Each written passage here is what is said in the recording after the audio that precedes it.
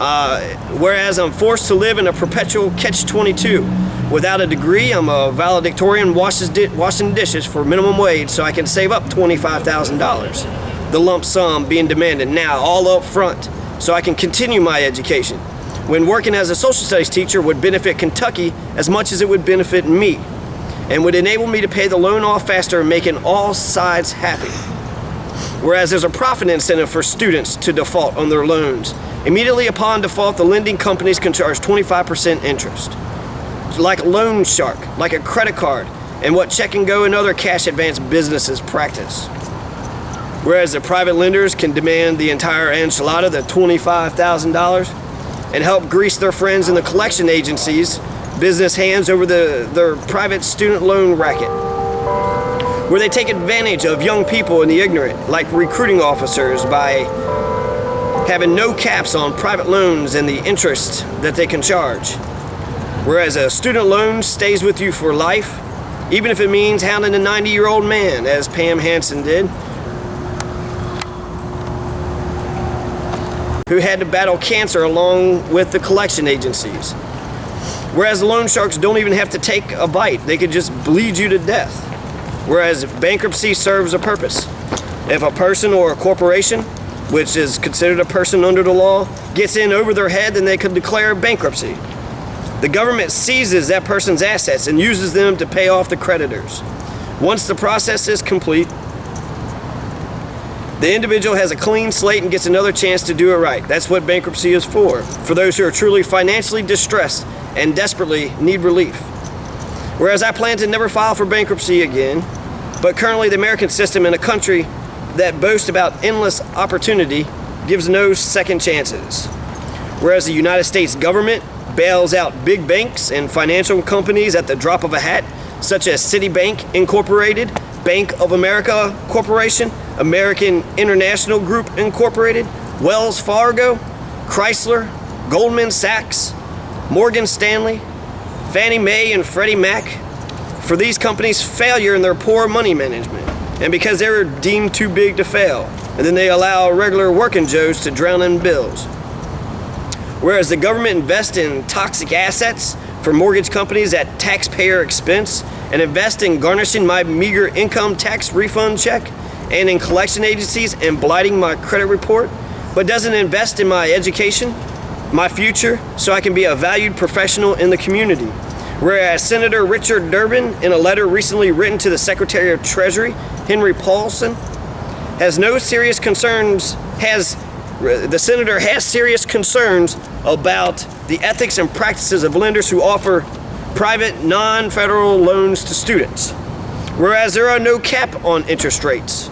Lenders charge high variable rates on private student loans, which result in lenders enjoying a far higher profit margins on private student loans than on federal student loans.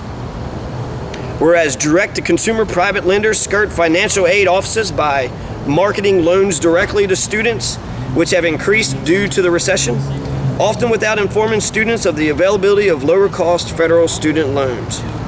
Whereas a proliferation of unlicensed, unaccredited trade schools have partnered with lenders to provide high-cost private loans to at-risk students at those schools. Whereas I struggled to pay the $7,000 loan, and doubling that debt would be considered a white-collar crime.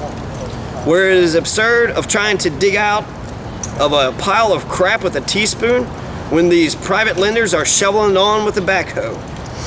Whereas the system is strikingly arbitrary when it comes to defining undue hardship, some judges apply that there must be a certainty of hopelessness standard, while others, such as an Alabama judge, always grants discharges. Whereas the master promissory note was signed under duress. Where it was signed under duress with my abusive father standing over my shoulder as I signed it, and I signed it not for career advancement, but because it was a ticket out. Whereas a recent report by Tom Miller, Iowa's Attorney General, proves that lenders aggressively steered students to the more expensive private student loans, once again proving that profit means more than people. Whereas Xavier University officials violated my privacy by giving out personal information to outside parties. Whereas no services were rendered, no transcript was received, or any evidence that I went to Xavier University was given. No services rendered makes that contract null and void. These financial institutions are demanding a gift and a lump sum. It's almost like they hit the lottery with my signature. Whereas the exact amount of the loan is not agreed upon. There are discrepancies between the credit reports, and knowing how the industry works, I wonder if the money that was borrowed went to the right place and in the right amounts, or if Pam Hansen and the loan sharks gathered as many people as they could to inflate the debt and to pay off as many friends of theirs as they could. Whereas Pam Hansen was fraudulent when she told me that I would receive my transcript when I paid off the university debt, which came out of my mother's meager bank account, but that never happened. Whereas student loan laws are draconian. Going into default gives them the right to charge 25% and additional collection agency fees, given the profit incentive to hope that students default on their loans. Whereas the federal government lacks student borrowers' consumer protections with the Bankruptcy Abuse Prevention and Consumer Protection Act of 2005. And those who are elected to represent me, the senators from my state of Kentucky, Jim Bunning and Mitch McConnell, voted this bill into law to my detriment. Whereas these high-cost loans were given by private institutions with little to no federal or government oversight. Whereas educational institutions, including private colleges, which benefit the owners, are using predatory student loan farming tactics to snare young adults right at the ripe age of 18, like credit card companies and recruiting officers do, to make sure their industry is lucrative at my expense. Whereas many people are going through the same problems as this link shows. ForgiveStudentLoanDebt.com. And there's one title that reads, $200,000 in debt and ready to slit my wrist. Whereas undue hardship has been felt for the last 7 years, and wanting $25,000 from a person that lives below the poverty line all up front isn't fair or reasonable, and keeps me from being the outstanding citizen I know I am, and is downright criminal.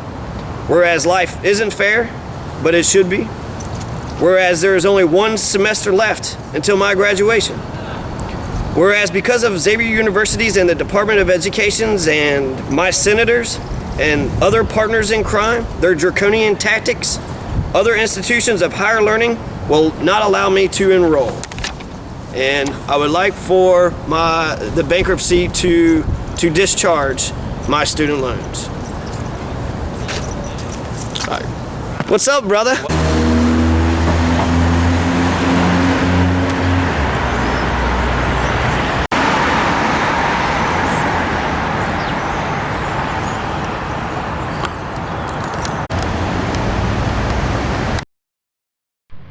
This is Johnny Masters taking on the student loan industry, Cincinnati, Ohio.